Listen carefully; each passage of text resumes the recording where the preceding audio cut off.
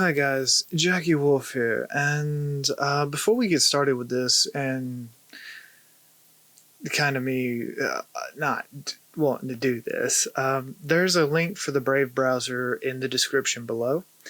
If you click and download that, it actually supports me as a content creator, and if you watch content creators with their channels connected to it, it supposedly brings in more revenue without advertisements. It also has a host of other features that makes it competitive with a lot of the bigger name browsers. I've been personally using it. I enjoy it. It's a lot faster than Chrome on my computer and uses a lot less resources. That being said, I guess we have to get into this story, even though I don't want to. And this is going to be very I'm probably going to mess up a lot, so I'm going to apologize in advance. Alright, so according to this guy, it didn't take long for GamerGate to sink its teeth into this particular article and protesting it as a failure of cancel culture. The problem with that is cancel culture is a complete failure. It has led to a lot of people losing their jobs, a lot of people losing income, family, opportunities. And you don't believe me, just look at the Duke lacrosse case. So, yeah, this, even though he says he doesn't support it on a surface level, that generally means he just doesn't support it when anybody and anybody can do it. Furthermore, he accuses Jeremy the Quartering Hambley, I think that's his name, for milking the tragedy for views, which is basically what the guy I'm talking about is actually doing. Of course, he also conflates that,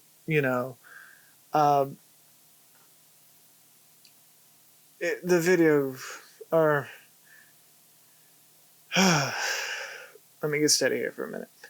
The allegations were unsubstantiated. Yes, the allegations were posted up on Twitter via #MeToo, I believe, and were not reported to the police. And I would like to point out something here, that the Manitoba Police Department actually does not have a statute of limitations on any of these allegations. Also, I have to question the fact that these allegations came out right after another one that also may be false. You see, a lot of these events end up being publicity stunts that hurt people, but the people that get hurt never actually get anything fixed.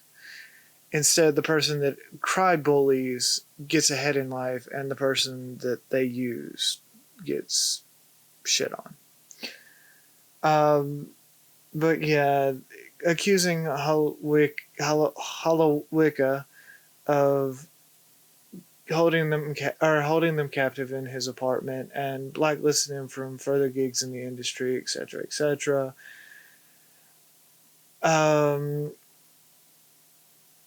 Now, Holowicka's sister, when announcing the death of her brother, did not actually confirm that the allegations were true. She said that the allegations could possibly be true. She's unsure. This is something that I noticed just now. They're in a point. Holowicka had mental issues. There's no doubt about that. And I'm not saying that he didn't do this. I'm not saying that he did do this. I am saying that why wasn't it reported to the police in the first place? And there's other things about this particular story that bugs the hell out of me. And then she should be, or so making the opposite claim to disrespect family and his death. You should not be disrespecting her family because, that's called decency, guys. That's called fucking decency. And I'm sorry, but that is called fucking decency. But instead she should be doing this and helping out mental, and not exploiting the tragedy for further harassment. What she said was Alec wishes Zoe the best, the Zoe and others the best. You see, the thing is she locked her account because she was getting abuse from the hate mobs as well as Alec.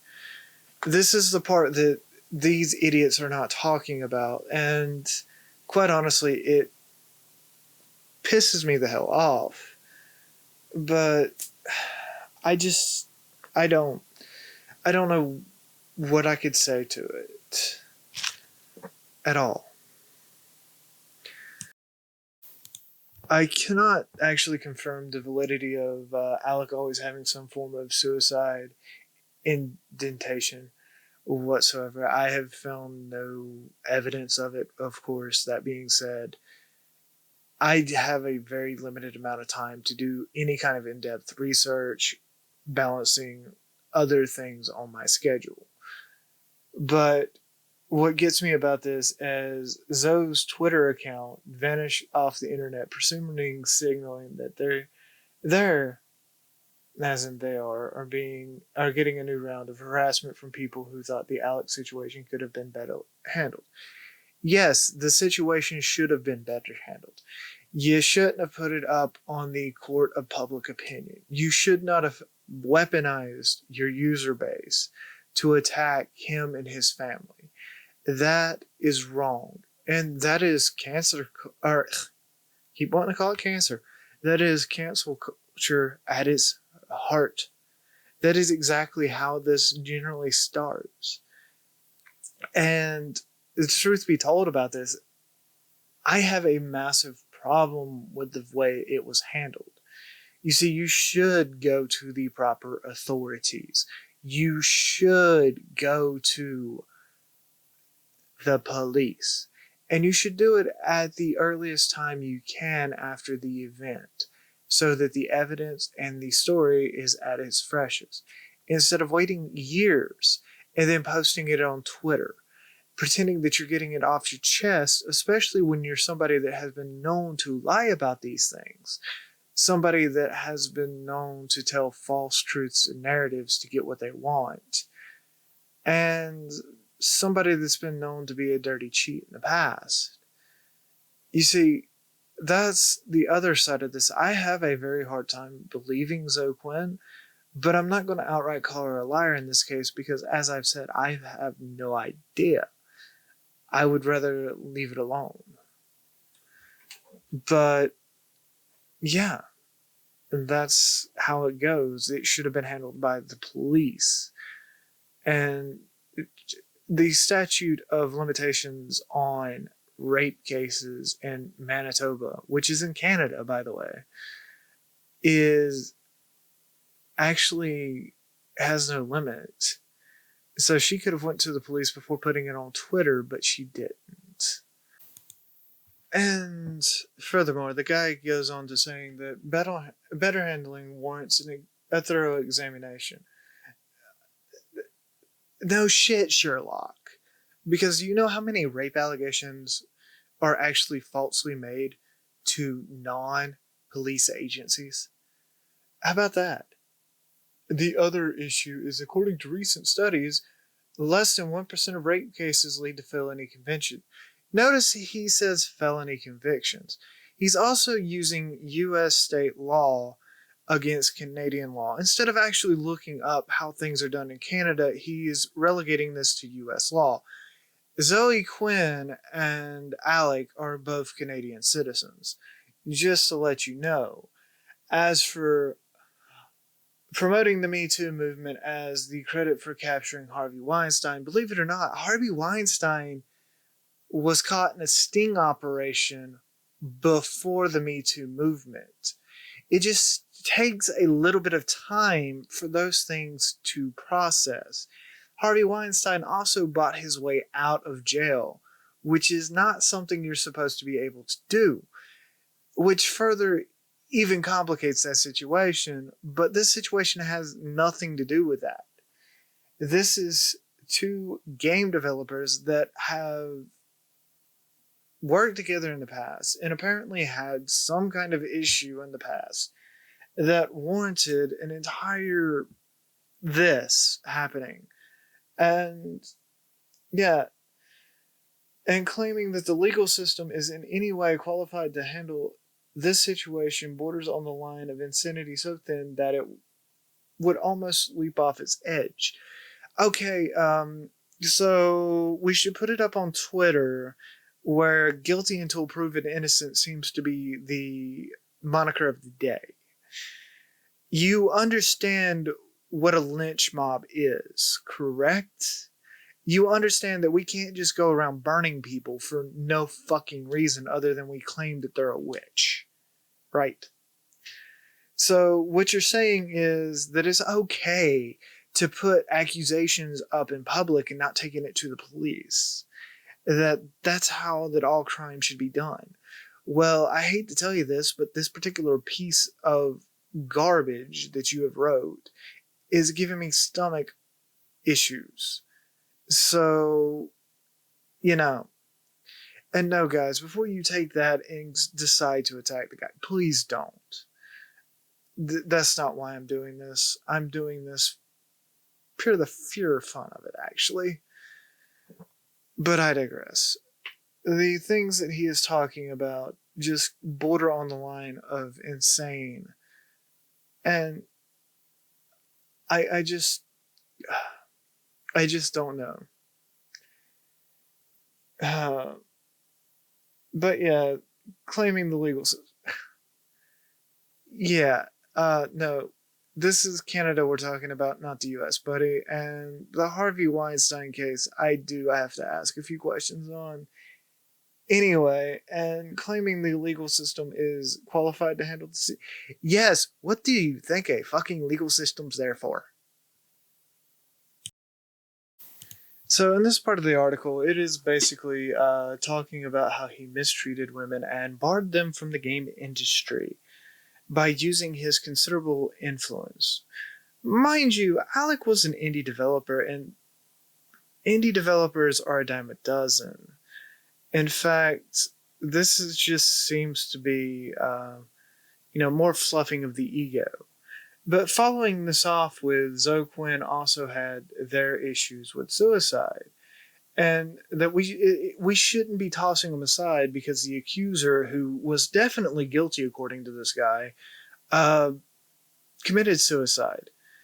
Also, that the suicide was done out of guilt. Actually, I have no idea what was going through the man's mind when he committed suicide. You see, I've had my stint with mental illnesses as well. I deal with depression.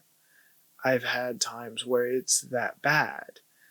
But at the same time, I've learned ways to cope with it. There is no telling what was going on through Alec's mind. He may have thought the entire world hated him. It may have been out of guilt. Just like there's no telling if Zoe Quinn also had their issues with suicide is a real thing, or if it was a made-up contrivance to keep her in the spotlight for, well, you know. Are we gonna make amends with Jeffrey Epstein because a guard overslept his surveillance? Again, no. The truth of the matter is nobody actually knows what happened. The story hasn't completely unfolded yet, and everybody is jumping on to make content about this. You see, I am actually making content about you making content on this, so I don't feel quite as bad. But there's some things about this that actually bugs me. You just assume that he's guilty without any proof. And you've also called for the fact that we should just start posting allegations on Twitter instead of reporting them to the local law enforcement. Boy, I feel really well educated about how you've gone about things. And I'm completely sorry you feel this way, buddy.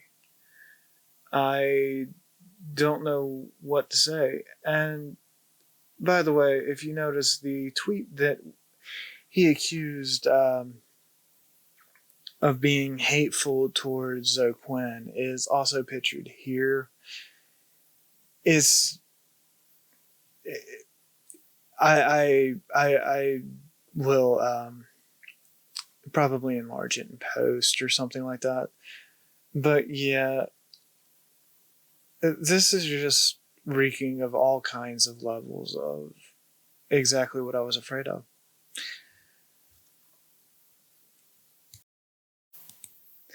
You see, he's now talking about the notion that men are instructed from a very first age that women's sole reason is to be their own therapist, to put up with colossal amounts of emotional labor for which they are not compensated but rather ridiculed. And then tries to act it like, well, if I phrase it any other way, it's wrong. And he wants to admit this is how. This also. Phrasing it any other way would also falsely assign blame to Quinn, who, out of concern and of his own health and safety, chose to disclose his identity when they alluded to him in the initial rounds of accusations when GamerGate took off 5 years ago. Oh, there's that magic word again.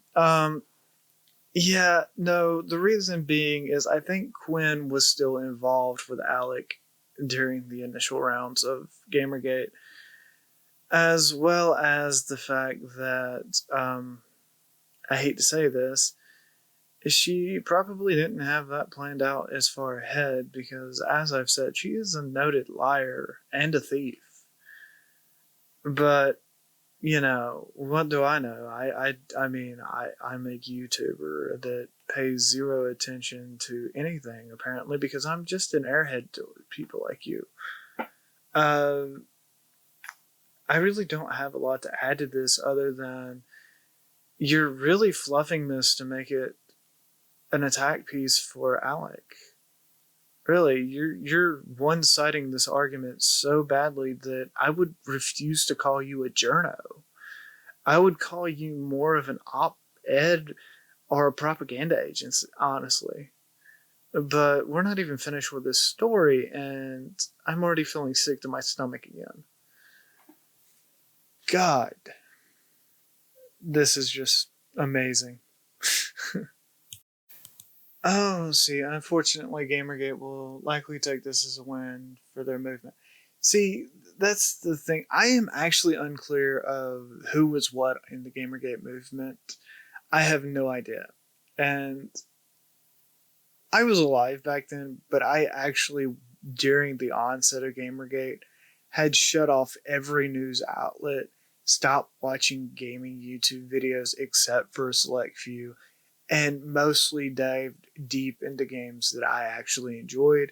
I quit recording YouTube content, quit streaming, because I got tired of this cancer. So I really don't know what side's what. And from what I gather, I really don't think you do either. But no matter what side I technically fall on, according to this guy, I will never take somebody committing suicide as a win. And I will never. And the irony of Zoquin contempting suicide when, yeah, no, again, if you're ever to that point, call somebody. If you're being physically tortured and abused, call somebody. Get the police involved. Do what you can to fix the situation. If you're having thoughts of suicide, get help. That's, I say that for anybody, even somebody I personally don't like. But he also says that it's a movement in which falsehood is not warping reality. A lot of Gamergate, from what I remember, from what I saw after the fact, was a bunch of lies, a bunch of half-truths, a bunch of fake Twitter accounts on both sides. A bunch of things that were blown out of proportion. And it all started because the person that you're uplifting on some kind of fucking pedestal slept around on her boyfriend, and her boyfriend blogged about it. And the reason she was sleeping around was to get good reviews for her freaking game. Was this was then conflated with other members of the crowd and made worse than it actually was, to the point that nobody actually knows what it was about anymore. This being said, I had nothing to do with it. I actually divorced myself from any of it, and took time off because I didn't want to have anything to do with it, but I should have. Because in all honesty, it's stuff like that that is threatening something I find to be an enjoyable experience and hobby for myself. And I'm not just talking in the realm of video games. The culture that propagates this kind of stuff is actually prevalent in board gaming, tabletop gaming, even RPGs. This has permeated every aspect of society as we know it. And I do have a problem with it. I also have a problem with people that incite white knighting and kind of tongue in cheek tell people that, well, what you're doing is wrong, when in all honesty, Zoe Quinn's original tweet is what started all of this. Instead of going to the proper authorities, which I feel like I've repeated 100 times, instead of going through the proper legal channels, instead of actually filing a claim, instead of doing what you're supposed to do, she decided to throw it up on a social media platform. And the fact that you people seem to think that's okay, the fact that you seem to think that having your fan base attack somebody is okay, unless it's you, then yeah, that's what I have a problem with. You should never, ever use any kind of clout like that. You should never, ever, ever do stuff like this for the 15 minutes of fame. Because, quite honestly, it is dirty tactics, and I don't want any part of it. I did not want to make this video, and I hope it's up to my usual quality standards. I've been Jackie Wolf. This is the Wirewolf channel. Like, dislike, I don't really care. It means the same to the Google algorithm, or the YouTube algorithm anyway. Subscribe, don't subscribe, hit the notification bell, whatever you feel like doing. I don't force people to do shit. But until next time, have a good one.